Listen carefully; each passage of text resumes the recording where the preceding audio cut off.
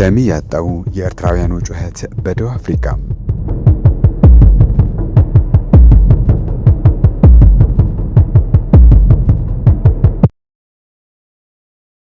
በደቡብ አፍሪካ ውስጥ በዘር ልዩነት ላይ ያነጣጠረና ያተኮረ ጥቃት በተሰነዘረበት ወቅት አብዛኞቹ የአፍሪካ ሀገራት መሪዎችን ክስተቱን በመቃወም ቁጣቸውን በከፍተኛ ሁኔታ ነው የገለጹት። ዜጎቻቸውን ከችግሩ ለመታደግ የወሰዱትን የመጀመሪያ እርምጃ በየሀገራቸው የሚገኙትን የደቡብ አፍሪካ ኤምባሲዎችን በማነጋገር ላይ ነበር መፍትሄ ለማበጀት የተጠመዱት።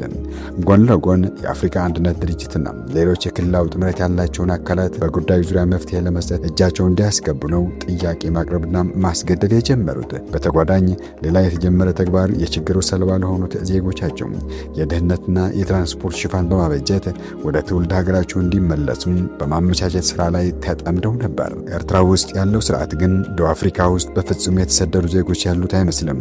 ከዝምታው ብሎም ከተንኮላዊ ማንኮራፋት ባሻገር ደቡብ አፍሪካ የተነሳውን በዘር ላይ ያነጣጠረ ጥቃት በራሷ አቅም ልትቆጣጠረው ትችላለች በማለት በዜጎቹ ላይ የስላቅ መግለጫ ነው ይሰጠም። ግን የጥቃቱ ሰለባ የሆኑትን ኤርትራውያን ጉዳይ ምን ይመስላል? ደቡብ አፍሪካ ውስጥ በግምት 2000 የሚሆኑ ኤርትራውያን ይኖራሉ። የመጀመሪያዎቹ ከ1999 እስከ 2001 በነበረ ጊዜ ለትምህርት ከአስመራ ዩኒቨርሲቲ ወደዛው ያቀኑ ናቸው። የተማሪዎች ቁጥርም 600 ይደርሳል። በዓለም ባንክ ድጋፍ ነበር እንዲማሩ ወደ ደቡብ አፍሪካ ያመሩት። ብዙዎች ግን በሀገሪቱ ማለትም በኤርትራ ያለውን ጨቋኝ ስርዓት በመቃወም ነበር ጥገኝነት የጠየቁት። ደቡብ አፍሪካ ውስጥ ይደረግ የነበረ የኤርትራውያን የፖለቲካ እንቅስቃሴ ደግሞ በእነኚህ ጥገኝነት በጠየቁ ተማሪዎች ነበር የሚከናወነው።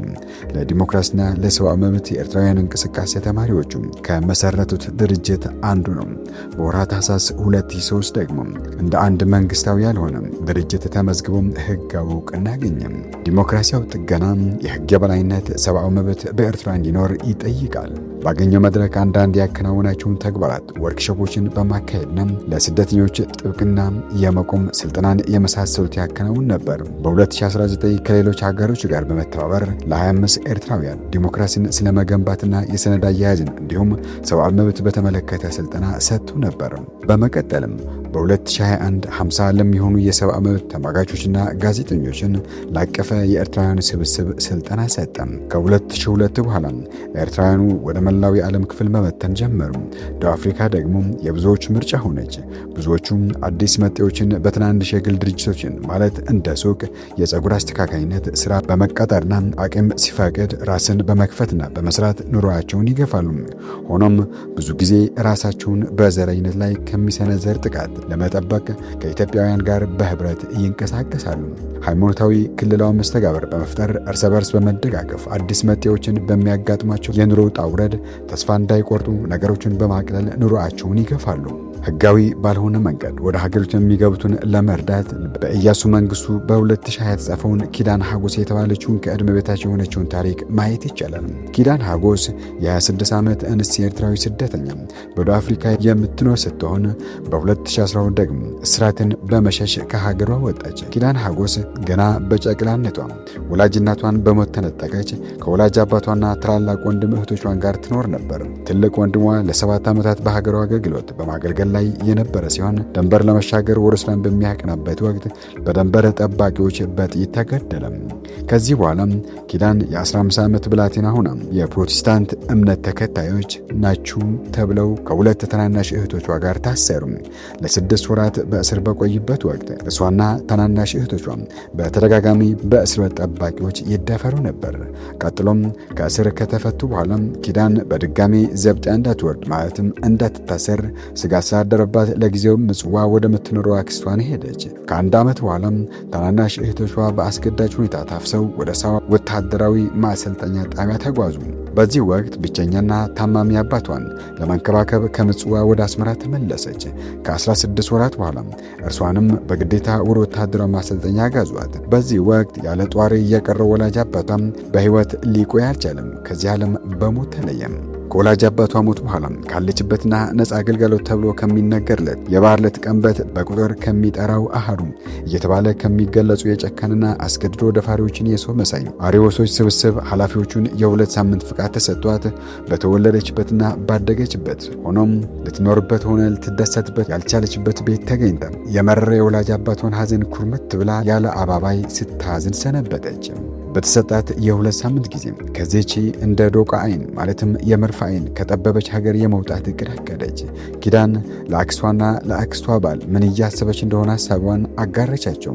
ትልሟን ተግባራዊ ለማድረግ የምትጠቀምበትን ገንዘብም ተላከላት። በህገወጥ የድንበር ማሻገር ስራ ላይ የተጠመዱትን የስርዓቱ ጉበኛ ባለስልጣናት የጠየቁትን ገንዘብ ከፍላ ብዙ እሷን ከሚመስሉ ወጣቶች ጋር ጉዞዋን ጀመረች። ከ4 መራራና አስቸጋሪ ሌሊትና ቀናት የእግር ጉዞና ከባድ ድካም በኋላም ካርቱም ሱዳን ተገባ። ይህች ብላቴና የስደት ጉዞዋ ካርቱም ውስጥ የሚያበቃ አልነበረም። ወደ ሌላ አቅጣጫ መሸጋገር ነበረባት። በዕድሜም በአካልም ትንሽ በመሆኗም የጉዞ አጋሮቿን ይተባበሯት ነበር። $300 ደግሞ የጉዞ ሰነድ ማለትም ፓስፖርት እንድትይዝ ተደረገ። ከዚህ በኋላም ጉዞ ወደ ኬንያ ሆነ። ቀደም ብላ ትኖር የነበረች የታላቅ እህቷ ጓደኛ ጋር ተገናኘች። ከእርሷ ጋር ደግሞ ለ2 ወር ቆየች። በዚህ ሂደት ትጠቀምበት የነበረ የጉዞ ሰነድ ማለትም ፓስፖርት የሚያገለግልበት ቀን አበቃ። በዚህ ምክንያት ደግሞ ለ2 ሳምንት ያህል በእስር ቆየች። ከእስር በተፈታችበት ወቅት በእጇም ገንዘብ የሚባል ባለመኖሩ በጣም ተቸገረች። ኬንያም እግሯ እንደረገጠ ያስጠጋቻት የኪዳን እህት ጓደኛ ከ4 ሰዎች ጋር ወደ ደቡብ አፍሪካ የመጓዝ እቅድ በመተለሟም አብሯቸው ትሄድ እንደሆነ ጥያቄ በቀረበላት ወቅት ያለ ማቅማማት ተስማማች። በአውቶቡስ ወደ ታንዛኒያ ተጓዙ። ቀጣይን ጉዞ ለመቀጠልና ነገሮችን ለማመቻቸት እዛው ታንዛኒያ በሚገኝ አንድ ገጠር ውስጥ ለ11 ቀናት ጠበቁ። ከዚህ ስፍራ ከ11 ቀናት ቆይታ በኋላ ወደ ዛምቢያ ሊያደርሷቸው የሚችል ደላላ አገኙ። ሆኖም ዛምቢያም በሰላም ገቡ። ዛምቢያም ከገቡ በኋላ ኪዳን በጠና ታመመች። በዚህም ሁኔታ ለ2 ሳምንት እዛው ቆየች። በዚህም ወቅት ደላላው እስካሁን ስቀልባችሁ ቆየው፣ በተጨማሪም ለቤቱ ኪራይ እከፍላለሁ በማለት የነበራቸውን ገንዘብ በሙሉ ተቀበላቸው። ከዚህ በኋላም ለ8 ቀናት በእግር በመጓዝ ዚምባብዌ ገቡ። ዚምባብዌ እንደገቡ እንደ አጋጣሚ ሆኖ ጥሩ ዕድል ገጠማቸው። ይህም አብሯቸው ከነበሩ ተጓዦች አንዱን ከደላላዎች መካከል ቀደም ሲል ያውቀው ኑሮ ያለምንም እንቅፋት በሚኒባስ ደቡብ አፍሪካ ደረሳቸው። መጋቢት 2012 ከረጅምና አድካሚ ጉዞ በኋላ የ19 ዓመቷ ኪዳን ደቡብ አፍሪካ ተገኘች። ደቡብ አፍሪካም ከገቡ ከ2 ቀናት በኋላ የሶማሌ ስደተኞች ማህበረሰብ ምግብ፣ አልባሳት፣ የተወሰነ ገንዘብና እንዲሁም አንድ ክፍል ቤት አብረው እንዲኖርበት ሰጥቷቸው ከ1 ሳምንት በኋላ ጥገኝነት ለመጠየቅ ደቡብ አፍሪካ ውስጥ ጉዳዩ ወደሚመለከተው የስደተኞች ጉዳይ አመሩ። ቢሆንም ግን ጉዳዩ ቀላል አልነበረም። ምክንያቱም ባለስልጣኖቹና ጉዳይ የሚመለከታቸው ሰዎች በጉቦና በጥቅም የተደለሉ በመሆናቸው ጉቦ ለሚሰጥ ሰው ብቻ ቅድሚያ ያስተናግዳሉ። ከጉቦኛ ባለስልጣናት መካከል አንዱም ለ4 ዓመት የሚያገለግል የፍቃድ ሰነድ ለማግኘት $242 መክፈል ከቻለች ሊሰጣት እንደሚችል በነገራት ጊዜ የመክፈል አቅሙ ስለሌላት ጥያቄውን ሳትቀበል ቀረች። ኪዳን ለ4 ዓመት የሚያገለግለው ሰነድ ብታጠም ለ1 ወር ብቻ የሚያገለግል ጊዜያዊ የፍቃድ ወረቀት ግን ልታገኝ ቻለች። ቀጥሎም ይህ ለ1 ወር ብቻ የሚያገለግለው የፍቃድ ወረቀት ጊዜው እንዳበቃም ለ3 ወር የሚያገለግል ተተኪ ወረቀት ተሰጣት። በዚህ ሁኔታም ለ8 ዓመት በየጊዜው ወረቀቱን እያደሰች እዛው ደቡብ አፍሪካ ውስጥ ቆየች። በመጀመሪያም በአንድ የሶማሌ ዜጋና በኋላም በአንድ ኢትዮጵያዊ ምግብ ቤት በወር $181 እየተከፈላት ተቀጥራ ትሰራ ነበር። በ2014 ኪዳን 3 ጉልቻ መሰረተች። ከእርሱም ጋር የግላቸውን ሱቅ ከፍተው መስራት ጀመሩ። የባንክ ሂሳብ ከፍተው ሕይወታቸውን ወስና ባለው ሁኔታ ለመብራት ቢያስቡም የባንክ ሂሳብ ለመክፈት ያቀረቡትን ጥያቄ ተቀባይነት አላገኝም። ምክንያቱም ስደተኛ መሆናቸውን የሚገልጽ ምንም አይነት የስደተኛ ሰነድ የላቸውም። በ2016 ወርሃ ግንቦት ሱቃቸውን ከመዝረፍ ባሻገር ባለቤቷ በሚስቱና በልጁ ፊት በጩቤ ተወግቶ ተገደለ። በወቅቱ በተፈጠረው አሰቃቂ ሁኔታም በመደንገጧ ለረጅም ወራት ታመመች። ቢሆንም ግን ልጇን ማሳደግ ነበረባት። አላት። ስለሆነም ከዚህ በፊት ተሰራበት ወደ ነበረው ኢትዮጵያ ምግብ ቤት በምግብ አብሳይነት ተቀጥራ መስራት ጀመረች። እስከ ኮቪድ-19 ክስተት እዛው ምግብ ቤት ውስጥ ስትሰራ ብትቆይም በኮቪድ ምክንያት ምግብ ቤቱ መዘጋቱ በጣም ለከፋ የኑሮ ችግር ተዳረገች። አንዳንድ ወዳጆቿም በድጋፍ መልክ ከሚሰጧት የተወሰነ ቀለብ በስተቀር ምንም አይነት ለዕለት ጉርስ የሚሆን ገቢ አልነበራትም። ቀደም ሲል ወደ አፍሪካ ከእርሷ ጋር የገባችውን የታላቅ እህቷ ጓደኛም በተመሳሳይ የኑሮ ችግር ውስጥ በመሆኗም ከእርሷም ጋር ሊደጋግፉ አልቻሉም።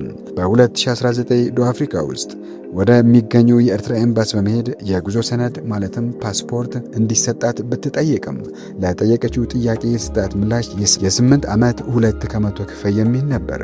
ኪዳንም ያጋጠማትን ችግር በዝርዝር ብታስረዳም ሰሚ የሌለው ጩኸት ሆነ ንግግሯ ሆኖ ኑሮዋም ክብደቷን በምሬት ግራ በመጋባት ውስጥ ሆና ወደ ሀገሯ የመመለስ ሐሳቧን ለቅርብ ባልንጀሮቿና በምታካፍልበት ጊዜም የሚሰጧትን አስደንጋጭ መልስና የሥርዓቱ የጭካኔ ተግባር ሰለባ እንደምትሆን በዚህ መልክ ይነግሯታል።